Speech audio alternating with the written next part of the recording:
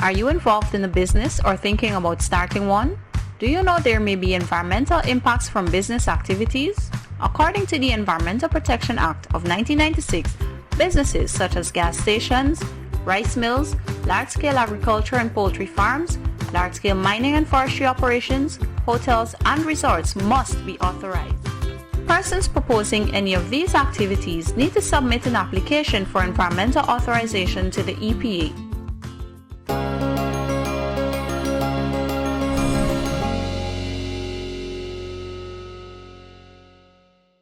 Hello and welcome to the Environment Matters, a monthly production of the Environmental Protection Agency in Guyana, where we explore the work of the agency in its mandate to fulfill environmental protection and biodiversity conservation. I'm your hostess, Aretha Ford. Now, August is an exciting time in Guyana. The children are away from school, summer camps are on the way, and of course, it's mining week in Guyana. Yes, we celebrate Mining Week. Now, mining is an important economic activity, with the mining sector contributing heavily to Guyana's GDP or gross domestic product. It provides numerous direct and indirect jobs and income generating opportunities.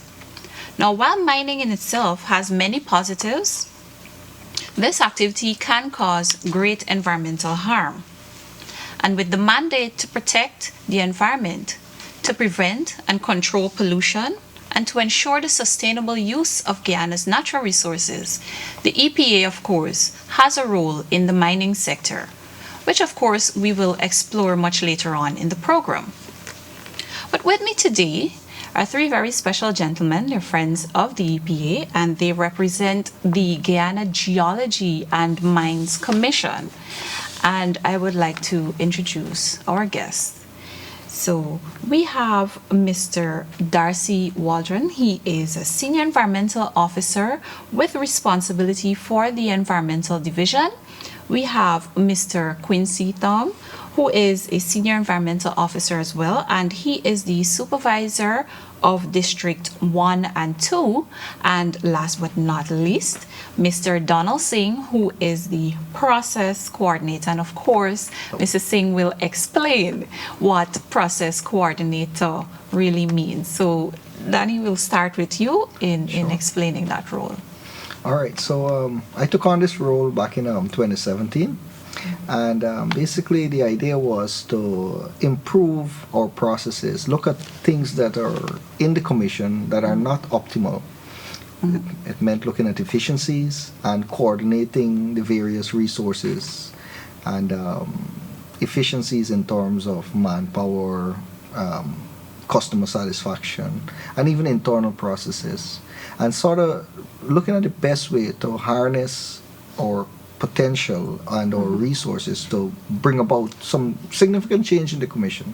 This included, for example, moving from paper-based systems to a completely digital system, improving our communications, the way we spoke to each other, the way we reported, for example, has been traditionally paper, and all of that. So we really wanted to look and take a different approach towards the way we did business in the commission. And that's where that came out from.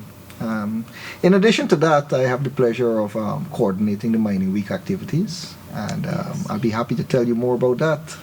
It's very exciting. Thank you. And in hearing about what you do at the DGMC, it of course lends to more sustainable operations, especially when we're talking about moving away from that paper-based way of doing things. So before we get into the meat of our discussion, I want to come back to Quincy. Sure. You are the supervisor of District 1 and 2. So just share with our audience where are Districts 1 and 2? Thank you. Firstly, I would like to say that Guyana is zoned into 6 mining districts. So District 1 is Borbis, District 2, Pataro, District 3, Mazaruni, 4, Cayuni, District 5, Northwest, and District 6, the Rupanuni. So in those zones, all mining should happen. So when I say mining, I'm talking gold, diamond, bauxite, manganese, quarry and sand. So it would go from small scale mining all the way up to large scale mining. So, so when I speak of District 1, District 2, they are the specific mining zones. All right. So we need to go and pull out our maps Of again, and course, then we of can course, draw in the of different course. mining districts. Yeah. All right. So, Darcy, what then is the role of the GGMC in managing the mining sector in Guyana? And of course, with different actors in this sector, how does it differ from the main agencies, namely the EPA and the Ministry of Natural Resources?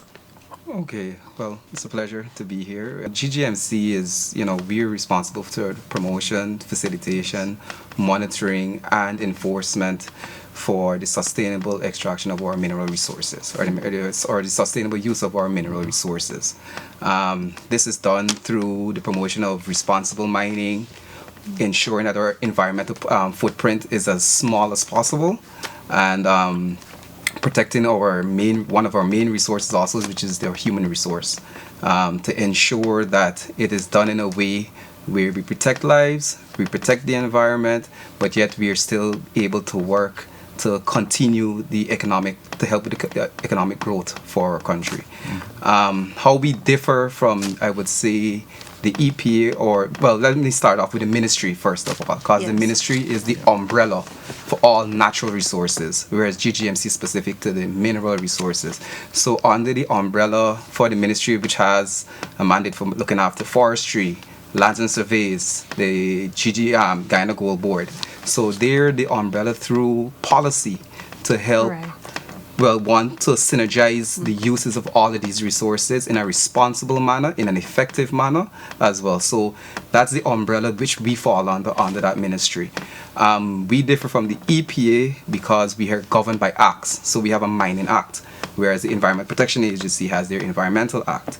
However, our acts specifically targets or focuses more on, especially when we speak about the environmental aspects of it, as it pertains to mining. So we're more mining based or mining focused, whereas the EPA Act would cover a wider spectrum. So that's the general differences between each agency. Yes, indeed. And I was perusing the website of the GGMC, as I do from time to time, and I noted that there are a number of associated regulations as well, just Yes. as the agency has its associated regulations under the Act. Yes, so we have, so you could have like the 205 environmental amended regulations, which helps us focus a lot on the environmental aspects of the mining sector. So when we speak about tailings management, mercury management, how we deal with poisonous substances, occupational health and safety, all of this comes under that 205 aspect to help us manage the sector in a more sustainable manner. So like I'm saying, so we're not just protecting the environment, but we're protecting our human resources as well. Okay, great. And your process coordinator, but I just talked about doing things in a more efficient manner, and with Guyana's economy really exploding, we've seen that there is a need for capacity development at all levels in all government offices. So can you share with us what are some of the activities, even if it's confined to your specific division? What are some of the activities that have been implemented or that are in the pipeline to address any capacity development gaps? All right, Well, sure. Okay, So Quincy. I'm going to Quincy- talk. Quincy's gonna- I'm going to take he's gonna charge start of off that with that. question, Yeah. and Mr. Waldron can add. So I would firstly want to say that currently Geology and Mines is sponsoring 32 staff at different levels of study, going from the diploma all the way up to masters, and it would stretch from various fields: engineering, geology, etc. Even persons in the administrative fields also have been given that opportunity to study. So we already would have known those gaps exist, and that is one of our long-term measure to actually deal with an expanding mining sector. Now, going specifically at the mining sector, we have over 1,000 registered small-scale operation, over 1,000 operations. Medium scale, we have 25. large scale, we have 2 large scale gold, 2 large scale bauxite, and 1 manganese. Now, the sector is changing, and it's quite possible persons will mine minerals that are not traditional, such as gold, diamond, bauxite, and so on. Right. So we have to be equipped to handle a changing sector, to handle a diverse sector. And one of the main things that we have to look at is underground mines.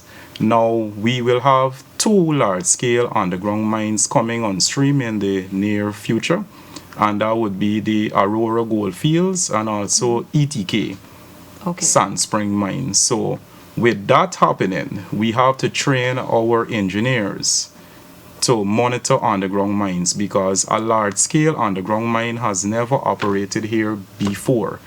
Now, we had started that process in 2020, where a lot of our engineers and officers, myself also, would have done a force phase training to monitor underground mines. So we're hoping to get more specialized persons so that when those mines start, we can have persons go and do effective monitoring and also offer technical advice, which is important, which is a very important Yes. arm. We gotta support miners. All right. So So before just to add, to what Quincy Yes, was saying okay. too, I think another key area is the GGMC is a evolving organization, and technology is one of the major capacities or gaps that we're trying to fill there now, where the implementation of systems like what Yes. Danny is doing Correct. as well, with our MRVs, in order to focus more on how effective we are working or we are monitoring, also information gathering, even when the dissemination of our tools through education and awareness. All of these things are done through new technological profiles and portfolios, which the commission is been adopting aggressively. Correct. Because we understand these services will help want to enhance our customer base service, but also enhance all aspects throughout the commission. So that was just one I needed to. And Yes, we should most also definitely. add our mining school, Yes. because we Yes. haven't forgotten Mining our, school. Definitely. Yes, our Definitely. You know, in fact, we've been throwing out courses, and they've been very assiduous in going out there, training our GMs. We want them to be familiar with different things. We want them to know about, what are the general practices Yeah. as a general manager. We even have, for this mining week, we'll probably get into it, but we're doing seminars and courses again, how to use a GPS, how to do simple exploration. We want to really raise that standard at a local level, that our guys out there, they know how to get about the business of mining. There's another arm in our division called the Mineral Processing Unit. They're looking at different ways of and improving the ways of getting Technology. mining done, improving the recovery, Rates. addressing this issue of mercury, and using, as Darcy mentioned, new technologies to improve the actual mining, Mining. the entire cycle of mining. Entire cycle, So okay. there's quite a bit that is on the plate, and we would really encourage the miners to get on board. We want them to get on board, and we hope that they can ask questions. Those persons that are inclined to try new things, we want to work with them. Yeah. All right. So I have a few follow-up questions. Sure. Right. So you mentioned MRVS. So for our audience who might not be familiar with what that acronym means, can you share? Monitoring, review, and verification. Great. And Quincy, I picked up on when you talked about the number of staff who are pursuing Yeah. higher academic qualifications, and I hope that includes the online learning platforms Yes, that are in made some way. available In by some the ways, government yes. in some Well, ways. of course, most of it wouldn't be physical right now. Persons might have started via online, but then when it's possible that they can attend the physical classes, that is going to happen. And a few persons have also tapped in on the other options, made available through the ministry and so on. Great. PSM. And Yes, the PSM ministry. Does that include persons actually going to other countries, visiting underground mines to see how things are done and to get a sense of what best practices obtained? Some of our staff who are overseas is doing that formal training and studying as well.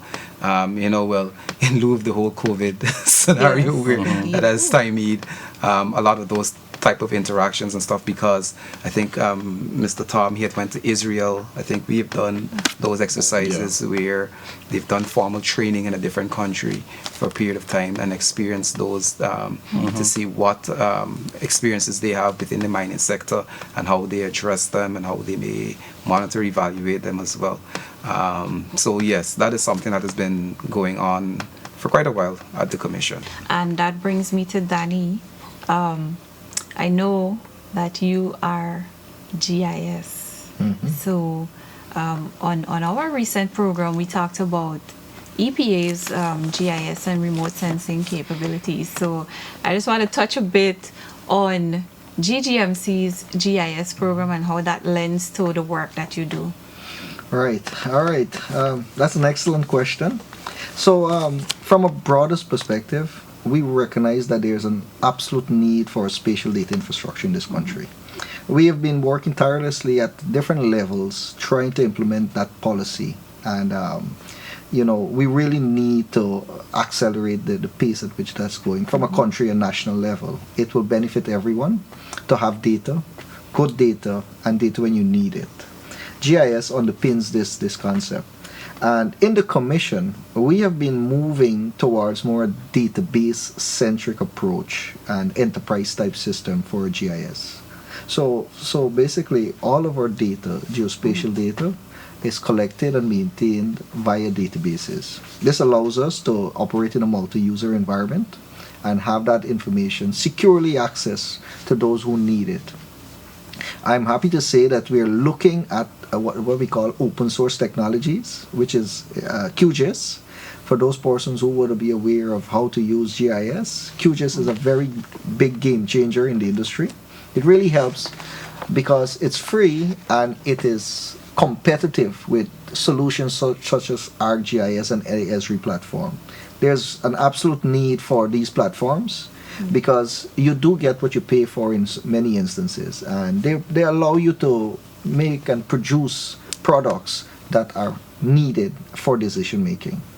But I'm also happy because, as a country, as a developing country, we really need to ensure that our people can invest in sustainable technologies that would allow us to grow and be scalable in this world, this ever-changing world. There are a few leapfrog technologies that we are very keen on. Drones.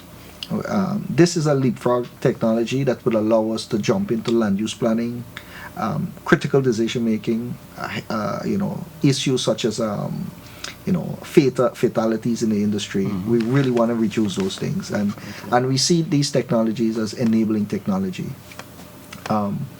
I mentioned already the need for a platform to be able to disseminate information.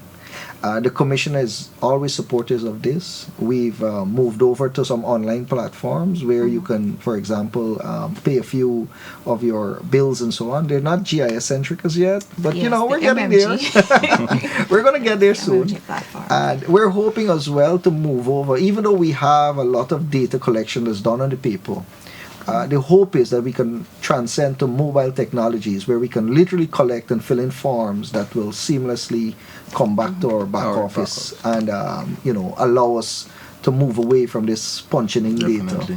And this is something that we're working on. We're working on that. Which helps with real-time delivery of information and also to promote more environmentally sound. So we're not just looking at environmentally sound in the sector itself, but as an organization, we are moving to a point where we understand the need to have these measures put in place to basically enhance our environmental limitation of footprints that we leave behind. So we're not just looking at it as a sector, but we look at it as an organization as well.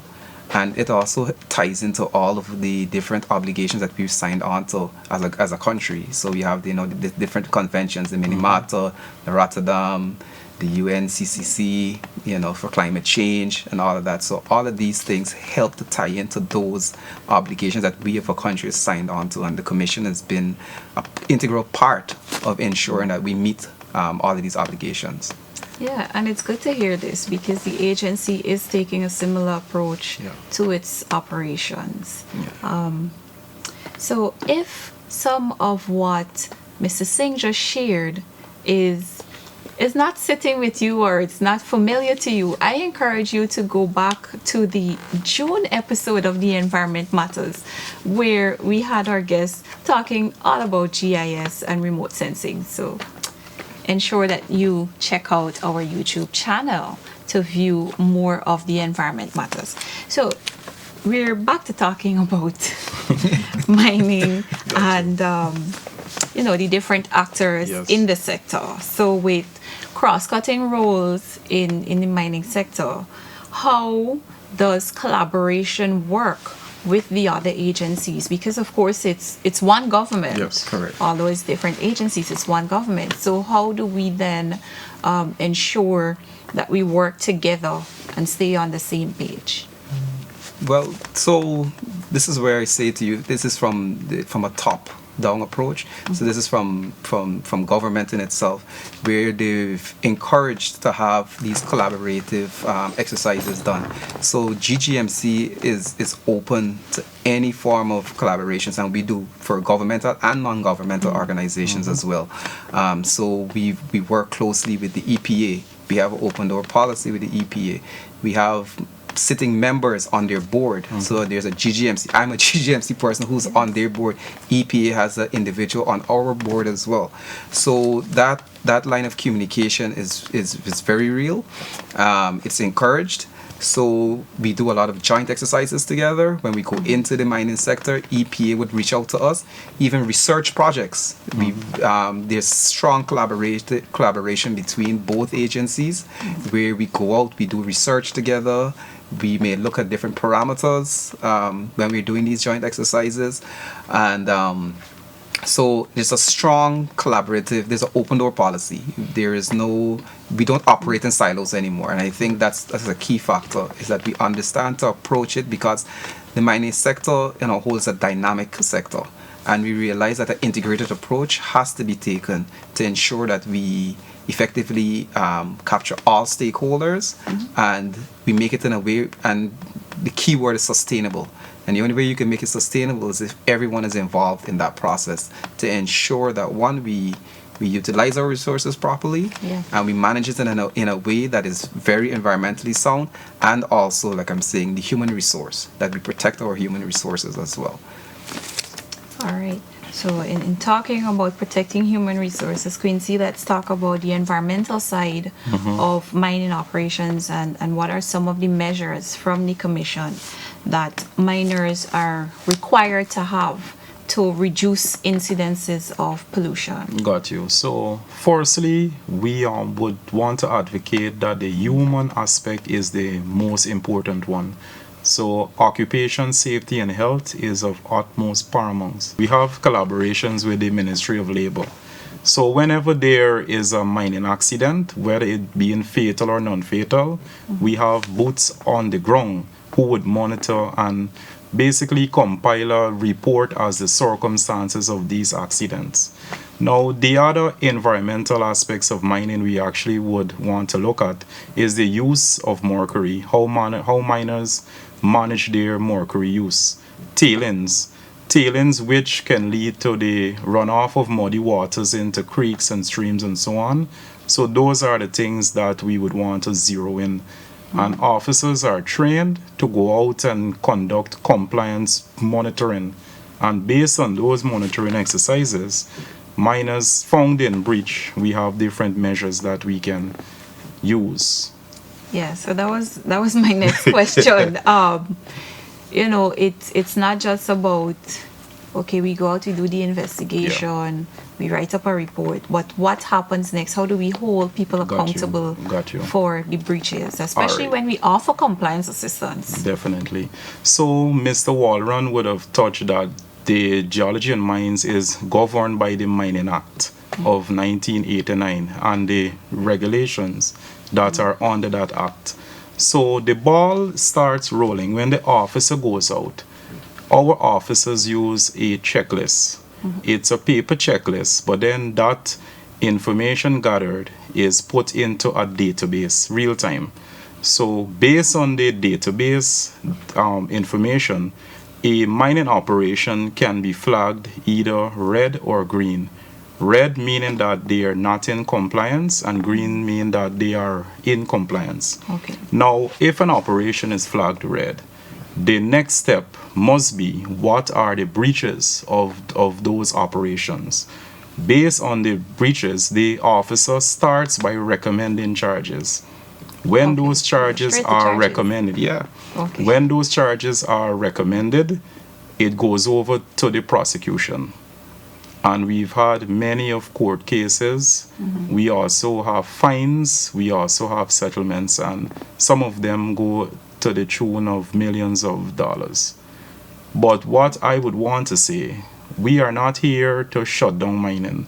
So enforcement is a must, it's a must case, meaning that it must be no other option. Okay. So we actually do it in twofold. We have to educate, and then we must enforce miners who are not compliant, but they must be given the opportunity to come into compliance. Great. Before we enforce. Yes, and again, this is a similar approach to the EPA when it comes to the environmental complaints that we investigate. So to add to that, the checklist system, really what that allows us to do is develop a profile, if you will, of the operation. Correct. So it allows us over time to understand their failings and where they're better at and where they're not at. It even allows us to see our officers who are good at doing certain things in terms of compliance and executing certain duties. So it's been very helpful to develop those kind of history and ability to look back at that. You know, looking back is always 2020 vision. Yeah. So we're keen on working with them and letting them know that all right, you're falling short here. We want to make sure you get up to speed, and that's our approach. Definitely. Because I wanted to add to what they were saying is that education and awareness it's something that's continuous with the commission, and this is through workshops, seminars, demonstrations. So because it's important that we need to understand that enforcement is always our last line of defense to ensure that education and awareness is something that we've always had at the forefront. And this is why the mining conferences and the mining week activities are so important, because it brings about information sharing, knowledge transfer, and this is not just knowledge transfer within the commission but within the industry as well, because we allow even external persons to come to give information to help in the enhancement of the industry. And then also with the monitoring aspect, as I said earlier on, because we understand it's an inclusive exercise now, because of the nature of the mining sector, it's over large distances and stuff like that. So with the EPA complements, we also, even the ministry in itself as well, has a leg now that helps to enhance monitoring of not just the mining sector, but also forestry, core wardens, right? So they're there also to help to strengthen that capacity as well. So as we were saying, is that what's the one thing about the beauty about the commission is that we're open and we're evolving, and we're able as an agency to basically integrate with everyone. And I think that's one of the most dynamic things about the commission, is that we're able to integrate with everyone to ensure that we want the mining sector, and this is key. You know, mining is key to our country, and we are proud of that, of being a part of that process. Yeah, and I think Mining Week is a great way for Guyana and GGMC especially to showcase the mining sector. So, you know, it's actually a great segue for Danny now to tell us about Mining Week, because this is an activity, audience, that has developed something of a cult following, for the communities that are dependent on mining. It's a must attend activity. So Danny, how did Mining Week originate, and what's the purpose of having Mining Week? And let's talk about Mining Week 2020. 2022, before we wrap up this segment of the show. So mining week is our mining week of celebration of mining, and we do it every year annually. It evolved from Pork Knocker Day, and the very first one was held in 2000. And we always hold mining week in the last week of August. That's a full week, and we end off on a Saturday with what we call the Pork Knocker Day. Yes. This year, we're celebrating it from the 24th of August all the way to the 27th. And we have lots of things planned. So I want to start off by saying the website, and I'll probably say it 2 times so that folks can remember it. It's miningweek.ggmc.gy. You need to head over there, and you will see all the schedule of activities. I would, what we got planned and the celebration. So we celebrate the production and miners that have been top producers. We recognize those persons that are producing in sand, stone, bauxite, gold, diamond, the standard production type of minerals and aggregates that we have in this industry. We recognize those miners. We even want to recognize persons that have been exemplary in their, for example, in their operation, whether it's health and safety, whether it's new technologies. We would recognize these persons, and that happens in our what we call our award ceremony. All events this year, in terms of those that are held in Georgetown, are held at the Artichoke Convention Center. So we'll kick off that. We have as well, during these, from the 24th all the way to the 25th, we have what we call our art and poster exhibition. So we're giving the opportunity to local content folks that are, whether they're using local craft, wood, gems, stones, they have the area they're going to be displaying their works. We have a poster exhibition for our projects. Those persons, those mining companies that have mining projects, they're able to showcase these projects. And we're inviting the community, the schools, we're inviting various agencies or anyone who's interested or want to know a bit about mining to come on over. It's free. It's absolutely free. And if you're a business that is somehow also involved in the industry, you can come and get onto that website, miningweek.ggmc.gy, and you can get in touch with us and say, look, I want a booth, I want to showcase something, and we'll consider you on your merit. And for sure, you'll get priority once you're into mining. So this is all available free to the public, and also those persons that are exhibiting, it's also free. You don't have to pay for a booth. Okay. The GGMC is facilitating that in collaboration with the Ministry of Natural Resources. Now, moving on from our awards, we have our biannual conference. This is where we recognize those persons that are doing exemplary work. And we're not just talking about just run-of-the-mill thing. We're talking about technological approach, scientific papers. We're talking about new discoveries or things that are new in our industry that we want to talk about in terms of where we're going. We want to set the pace, and this is very exciting for me, to start with what we call the pulse of mining in Guyana. We'll start with that so that people can get an appreciation of where mining is at the moment and where we're heading, sort of like an outlook for maybe the next 5-10 years, what we can expect. For example, we're seeing a lot of people moving away to new other minerals. We know sand has been traditionally mined, but really sand is taking on a life of its own with all the with the development. construction boom. Oh yeah. And we need to address those challenges that come with it. So we're open up to hearing from the community how should we tackle these things. We have the issues of quarries coming on stream, several quarries. We have special segments for those to support this industry development that we're seeing. We know manganese is also coming up, so we're having something special for manganese as well. We're looking forward to that. And then we're looking at what we call other minerals, the rare earths, for example. There are some exciting things that can happen, and we want to talk about it. So that's a specific area that we want to focus on. As usual, we're focusing on health and safety. This is a big deal for us. We want to really ring the bell. You know, this is important. We got to get this right. And Ministry of Labor is involved there. The Ministry of Health has come on board. The EPA is doing a presentation as well on permitting. We want to know how to get those. Environmental permit is a big thing these days. Yes. We know it's come on stream, and you know, we're going to be talking about that as well. So that's our conference. There's several things, several discussion panels, and it will start from 9 o'clock in the morning and run all day. Again, it's free, guys, folks. It's free. Come on. However, you have until the 29th to register. Okay, so you have to register Sorry, first, not the and then 29th, you the can... 19th. My apologies. Okay. For excuse me. Yeah. The 19th. You need to register because we want to cater for you. We want to make sure, you know, we have snacks and lunches and so. Failure to do so, you can come, but you know, we will see how we can work with you. But right. we're inviting one and all at the conference. Now, after the conference on Wednesday, we have seminar training.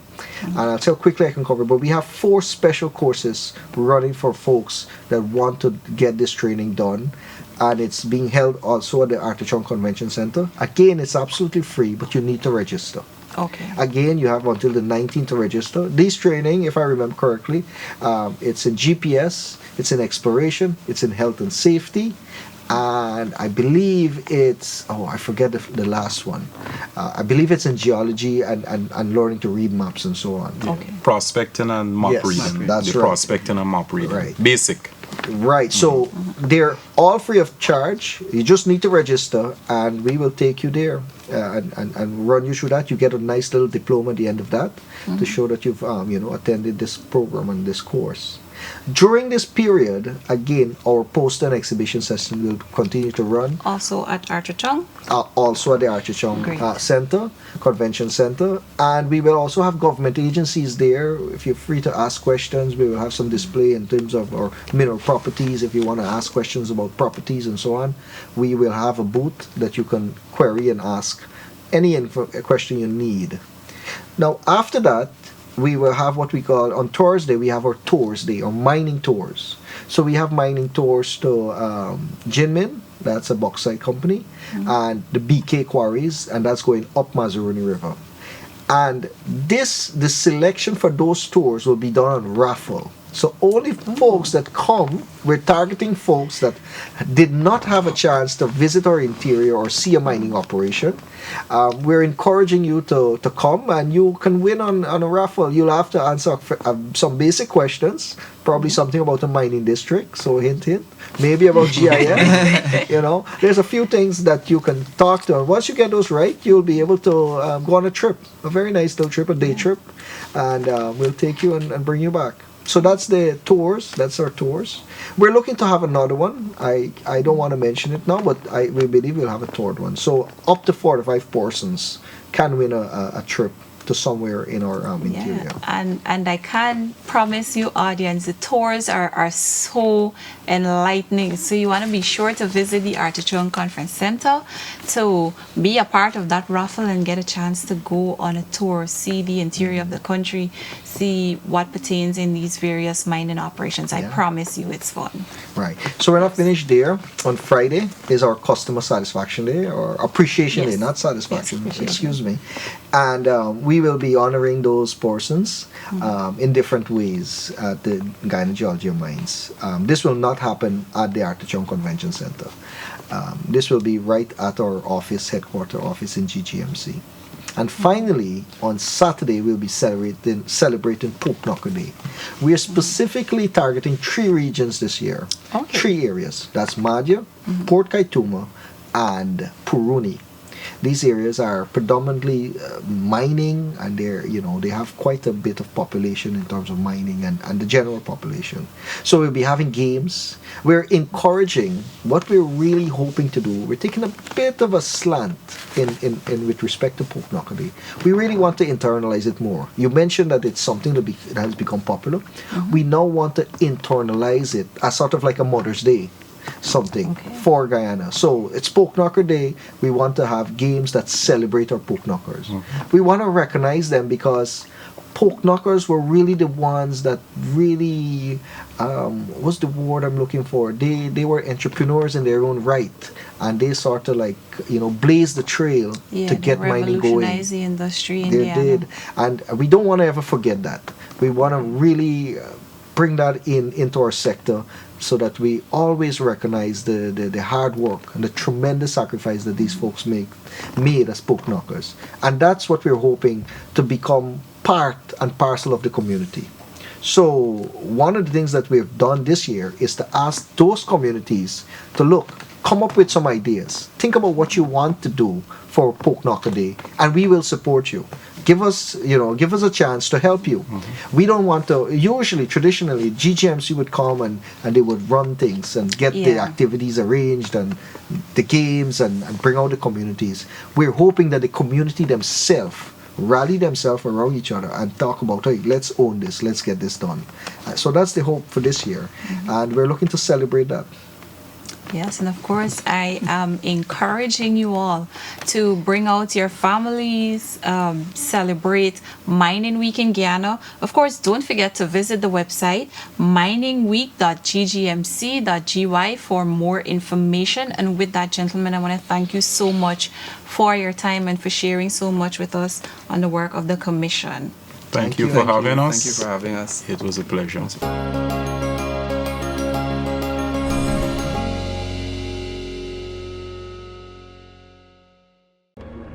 Attention all miners. Mining is important to Guyana's development, and so is our biodiversity. Practice smart mining. Use a retort, dispose of your waste properly, manage your tailings well, and reclaim mined out areas. Remember, improper mining is a threat to your health, biodiversity, and a hindrance to prosperity. A message from the Environmental Protection Agency and Ministry of Natural Resources with funding from JEF through the United Nations Development Program.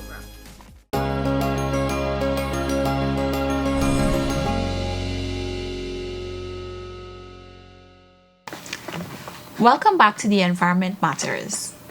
In the first half of our program, we had three able gentlemen representing the Guyana Geology and Mines Commission talking about their agency's role in managing the mining sector.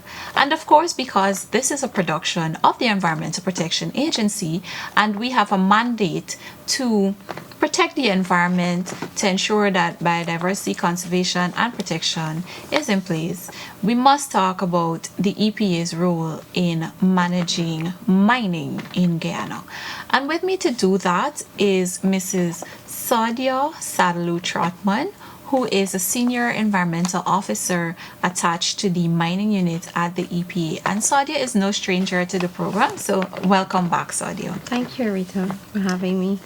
All right, so we would have just had a lot of information being presented by Mr. Singh, Mr. Tom, and Mr. Waldron of the GGMC about that entity's role in managing mining in Guyana. Of course, the EPA, with that very broad mandate of protecting the environment, has a part to play. So I would like for you to share with us what is the agency's role in the mining sector.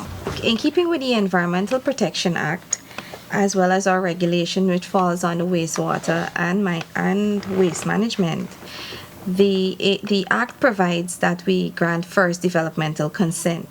What do I mean by that? In like other operations and projects or agencies, the process starts at EPA with the application and submitting the application with supporting documents.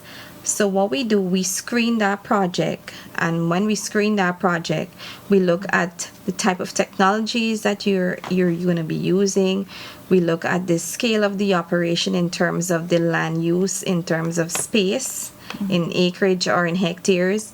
We also look at the size in terms of your investment, and we also look at the impacts, whether it be negative as well as positive, and the impacts in relation to noise, clearing of vegetation, biodiversity loss, just to name a few. As was mentioned earlier as well, we would also look for specific documents in relation to from other sector agencies. So first developmental consent would be us granting permission from our end before you can commence. So we have different types of application. We have existing as well as new. So when I say existing, we know that they have operations that are already operating without a permit. And then we have projects as well that is now coming on board or are going to commence. So what we would advise from the agency's end is that you do not commence any operation without a permit from the agency. And as opposed to those that are already existing, we work with them, bring them into regularization, and we permit those projects based on what the agency would look for in terms of in keeping with your waste management practices, the way in which you mine, just to name a few. All right. So before we go on to the types of projects that the agency authorizes, I must mention as well that the EPA's management of the mining sector not only refers to the authorization process, which by now, audience, you should be familiar with. We've had previous programs talking about, from the time we screen and we make a decision on whether an impact assessment is required or not, that publication of notice and justification, etc., consultations with various stakeholders and all the processes that lead to the granting of that first development consent, that environmental authorization, or the permit as we call it. So the agency also has other program areas that are involved in mining, including the communications department. We heard GGMC talk a lot about the importance of awareness, and of course our communications department works along with the GGMC to share that pertinent information to miners about the various technologies, best environmental practices, etc. And we have our MEAs, multilateral environmental agreements. We have program area that would have come on before again to talk about their work. And of course, Sadia, you're going to share with us one of the projects. We also oversee some projects that are related to the mining sector. We work with other actors. We work with the GNBS to set standards for different environmental parameters, whether it be the water quality, noise, waste, etc. And so I'll hand the floor over to you again, Sadia, to talk about the types of projects that are authorized by the agency. So we have activities such as it's sand mining, loam, and laterite mining. Quarryable materials including quarries, bauxite, manganese, and any other minerals. So it's what I should mention as well is that it's not limited to that. So what you would have mentioned, Sadio, are projects that are the same as the ones that the GGMC authorizes. Correct. So then, how does the role, I mean, the guys would have mentioned it before, but from an EPA's perspective, how do the roles differ? Well, from the Environmental Protection Act, what we do, we bring projects into regularization and we permit them. As we permit large-scale projects as well as only sand, laterite, and loam on a small scale.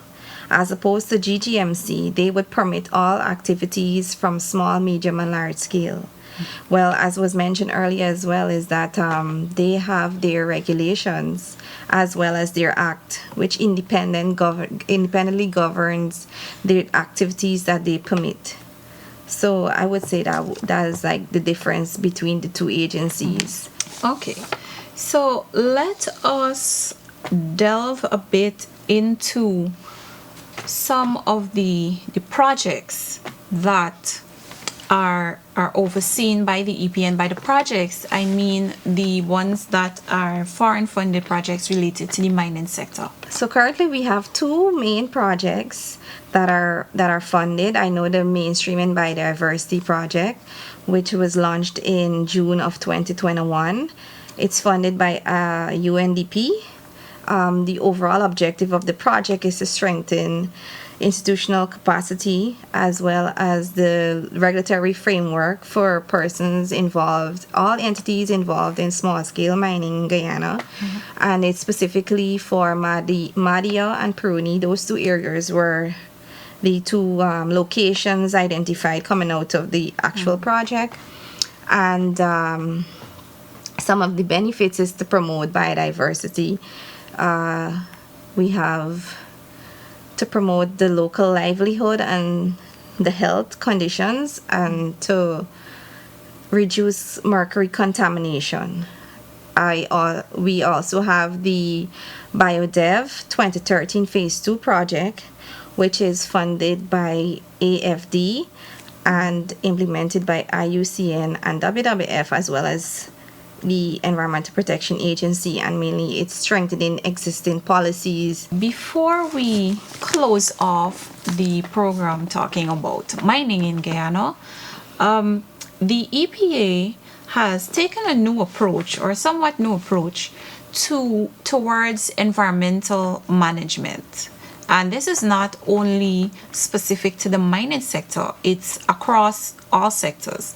So it's really to focus more on the compliance, and as Darcy would have mentioned, enforcement and strict enforcement is the very last approach that we would like to take. And so we seek to work along with businesses to ensure that they're doing things in a manner that does not disturb others and that causes the least amount of environmental pollution. So can you share with us what compliance assistance is offered to operators in the sector? What I should mention at this time is that the Environmental Protection Agency has a memorandum of understanding with the Guyana Geology and Mines Commission, and through that we do joint inspections, we collaborate, and we just don't go out with GGMC, but we go out with other sectors that are integrally involved in compliances. So we also focus on permitted activities, which in this case we have permits granted to projects that, for example, quarries, the manganese operation, as well as gold and mining operations. What we do, we would actually go out and we do what we call monitoring and enforcement exercises to ensure that that company or organization is in compliance or in keeping with specific stringent conditions within the permit. We can also do follow-up inspections. We also respond to complaints. And last but not least, a point to note is that we would have done an exercise with GGMC, which we would have been successful in completing, where we would have done Corau, the community of Corau, and we would have been able to resolve the water issues in the community, and even to have a community member trained in doing water quality analysis through the technical unit within the Environmental Protection Agency. So we're currently liaising and working together in completing that. All right, that is very good to know, especially the point of having an extension of the EPA, ensuring that the communities themselves as well are equipped to assist in monitoring and compliance of mining operations. And audience, with that, we come to the end of our program. Thank you so much for joining us. And do remember to stay connected to the EPA by picking up a copy of the Sunday Chronicle or the Guyana Times, or you can pick up both to read our weekly column. Tune into your favorite television station, NCN, to view this program. You can also listen to our radio interviews that are done bi-weekly. Interact with us on social media by liking our Facebook page, our Instagram account, and subscribing to our YouTube channel. Stay safe, everyone, and remember to respect the environment and each other. Thank you.